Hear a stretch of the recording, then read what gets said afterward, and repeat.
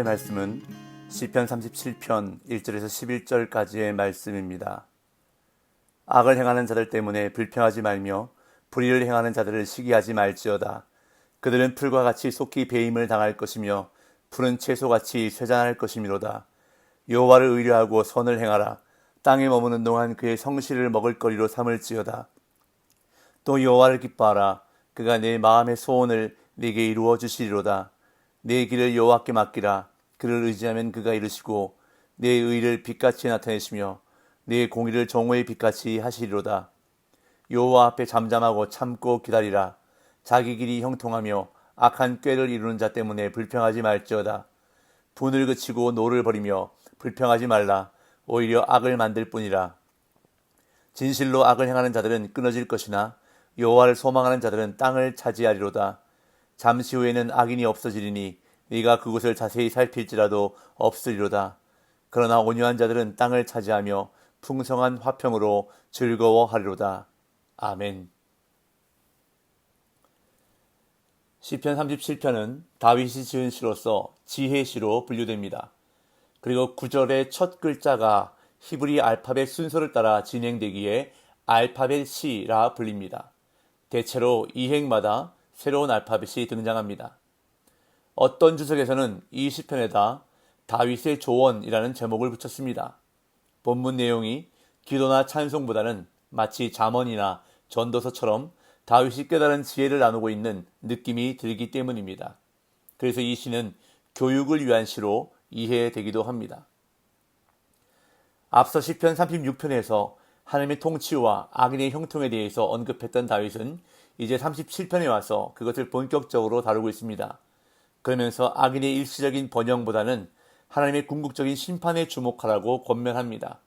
비록 일시적으로는 악인이 형통하고 의인이 고난을 받는 부조리한 현실이 나타나지만 역사의 흐름 속에서 볼 때 결국 하나님의 공의의 보응에 의해 악인들은 파멸에 이르고 의인은 복을 받는다는 사실을 강조하고 있습니다. 그래서 다윗은 악인 때문에 죄짓지 말고 하나님을 의지함으로써 지혜롭게 이겨나가라고 권면합니다. 악인으로 인해 마음고생하는 사람들에게 다윗은 자신이 경험하여 깨달은 말을 기초로 이런 권고를 하고 있는 것입니다. 먼저 악을 행하는 자들 때문에 불평하거나 시기하지 말라고 조언하며 이 시를 시작합니다. 1절입니다. 악을 행하는 자들 때문에 불평하지 말며 불의를 행하는 자들을 시기하지 말지어다. 여기서 불평하다로 번역된 히브리 단어는 화나다, 속상해하다, 분노로 인해 뜨거워지다라는 뜻을 가지고 있습니다. 다윗이 이런 권면을 하는 이유는 당시 하나님을 대적하는 악한 자들 중에 세상에서 형통하고 부유한 자들이 적지 않았기 때문일 것입니다. 악인들이 저지르는 악과 불의에 대해 분노하는 것은 정당한 것입니다. 악을 저지르는데도 그들의 삶이 형통한 것을 볼 때 우리 마음에 시기심이 일어나는 것도 자연스러운 반응입니다. 그러나 의로운 분노나 시기심을 제대로 다스리지 않으면 도리어 자신이나 타인에게 해를 끼칠 수가 있고 죄로 이어질 수 있습니다. 그래서 다윗은 그런 자들 때문에 불평하지 말며 시기하지 말라고 강력하게 권면하는 것입니다. 그리고 악을 행하는 자들의 형통을 결코 부러워하지 말아야 할 이유를 이어 설명합니다. 2절. 그들은 풀과 같이 속히 배임을 당할 것이며 푸른 채소같이 쇠잔할 것이미로다. 지금은 악인들이 승승장구하는 것처럼 보이지만 풀과 채소가 한동안 푸르고 생생하다가 곧 마르고 시들게 되는 것처럼 불의로 가득한 악인의 삶도 때가 되면 그 힘을 잃게 될 것이기 때문에 그들의 형통을 결코 부러워하지 말고 또한 그들로 인해 불평하지도 시기하지도 말라고 다윗은 권면하고 있는 것입니다. 그런 다음 이제 다윗은 독자들의 관심을 악인과의 관계에서 하나님과의 관계로 돌립니다. 3절. 여호와를 의뢰하고 선을 행하라. 땅에 머무는 동안 그의 성실을 먹을거리로 삼을지어다.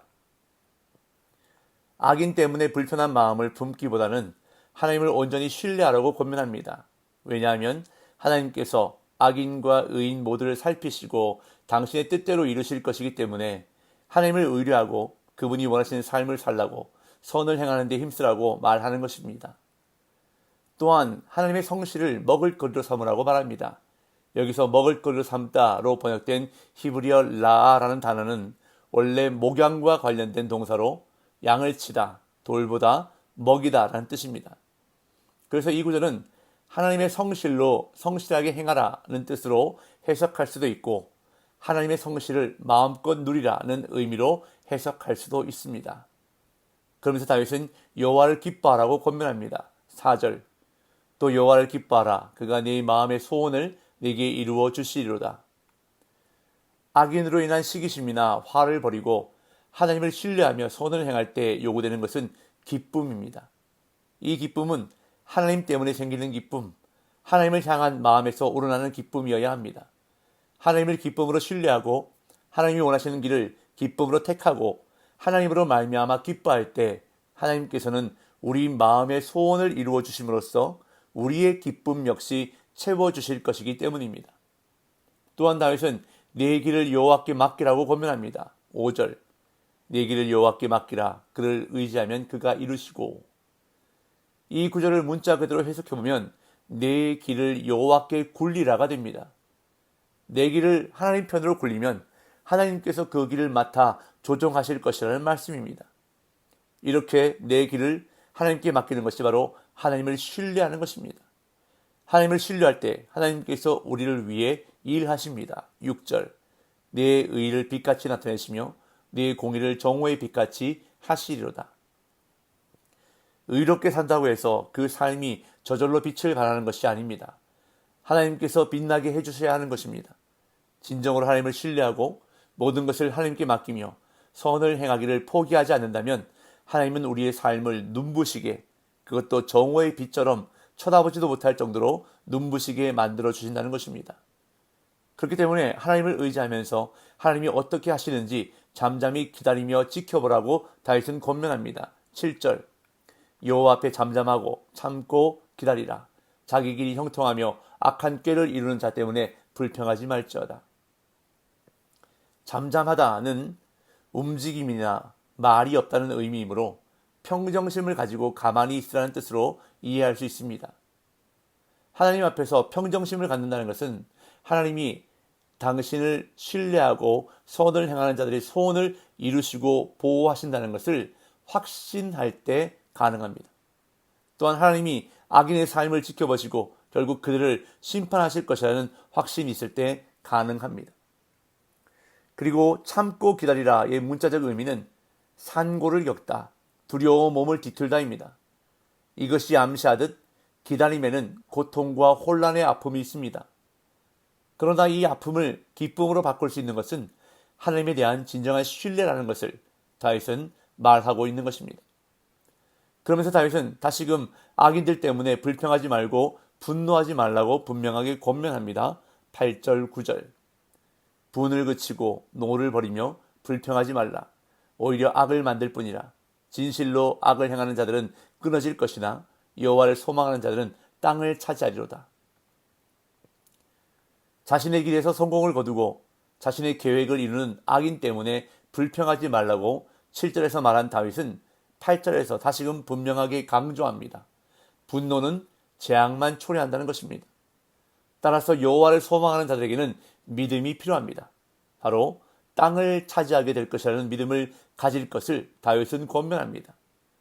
그러할 때에 악인이 땅에서 곧 사라지는 것을 목격하게 될 것이라고 말합니다. 10절 11절 잠시 후에는 악인이 없어지리니 네가 그곳을 자세히 살필지라도 없으리로다. 그러나 온유한 자들은 땅을 차지하며 풍성한 화평으로 즐거워하리로다. 악인의 형통함 때문에 상심하지 않고 하나님만 의지하며 살아간다면 악인의 자치가 땅에서 곧 사라지는 것을 목격하게 될 것이라고 다윗은 말합니다. 이 말은 악인이 다 죽는다는 의미보다는 악인이 하나님의 심판을 결코 피할 수 없다는 의미입니다. 그러나 하나님을 소망하며 온유한 성품을 간직한 의인은 땅을 차지하고 그 땅에서 화평을 누리며 만족하게 될 것이라고 다윗은 확신하며 선언합니다. 오늘 본문을 통해서 다윗은 악한 자들에게 시선을 두지 말고 하나님께 시선을 두어야 한다고 교훈합니다. 여호와를 의뢰하고 선을 행하라. 여호와를 기뻐하라. 내 길을 여호와께 맡기라고 권면합니다. 이렇게 할 때 어떤 일이 일어납니까? 하나님이 우리의 소원을 이루어 주신다는 것입니다.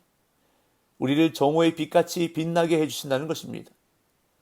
이 모든 일은 우리의 능력으로 성취할 수 있는 것이 아닙니다.